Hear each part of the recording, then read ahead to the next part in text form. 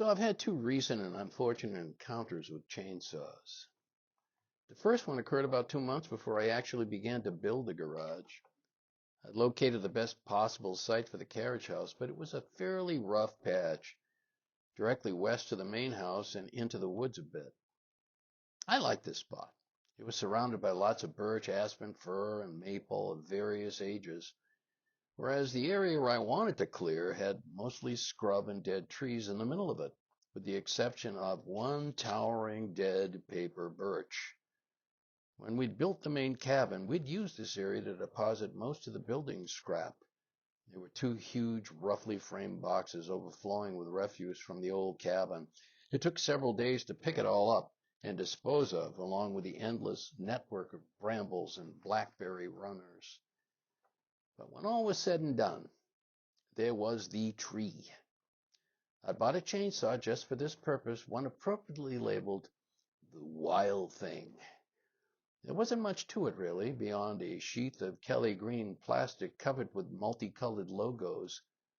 After I'd given the manual a cursory scan, the information related to fueling and starting it up attracted most of my attention. I assembled the bar, mounted the chain, and oiled the machine, and fired it up. No problem so far. Overwhelmed with my success and the Wild Thing's throaty roar, I waded into the underbrush towards the huge birch and a number of small, standing, or already fallen dead ones. Prudence required that I take a hack at some of the smaller stuff, so I set to the remaining high stump of a tree that had been felled the year earlier.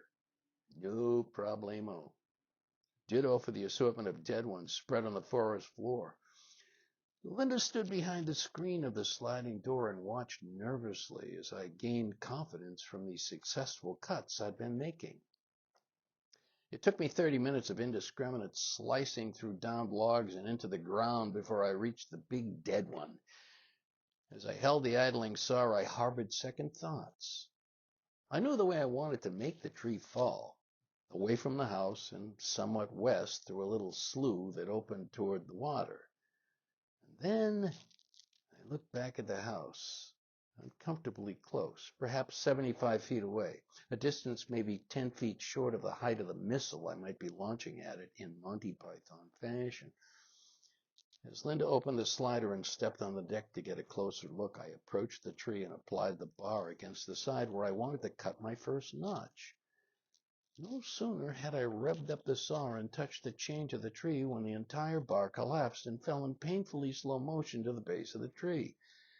The engine of the saw continued to idle, the saw barless, and its operator brainless, as Linda leapt off the deck and plunged towards me into the brush to determine that I hadn't eviscerated myself. But really stupid people, I've come to find out, rarely get hurt. It's the innocent and unsuspecting who are caught up in the collateral damage. In this case, the idiot walked away unscathed, but this was too beautiful. I'd neglected to perform the most basic maintenance function on a new saw. Retighten the two main bar bolts after the first 20 minutes of the saw's operation. The most just result would have had me sliced and diced in the truest Ed Popeil tradition.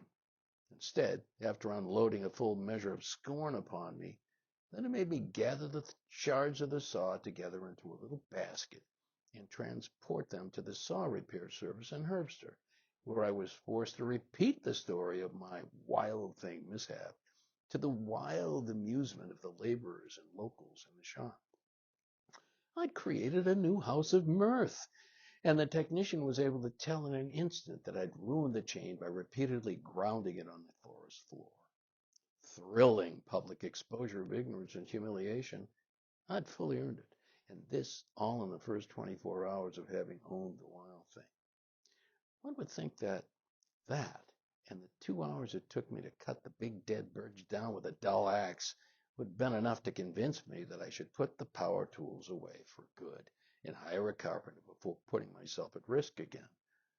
But there was more damage to be done, more petard to be hoisted. After I'd given my hands a chance to heal from the axe flailing 2 days previous, it was time to reclaim the Wild Thing. Linda refused all my bribes to pick it up for me. There was nothing left to do but suck it up and make another personal appearance at the House of Mirth.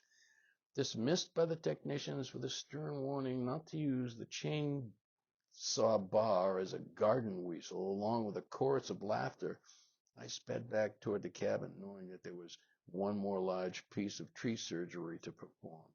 Linda had requested that I get rid of a large birch tree that had emerged from the middle of a topped fir only 30 feet from our back door and now hovered some 90 feet over the new roof of the cabin in some unknown state of decay. She'd made it clear that I could call a local tree surgeon we'd used before if I didn't feel capable of performing the task myself. But armed with a new chain, a fresh read of the owner's manual, and chastened by my experience with the big dead one, I was ready to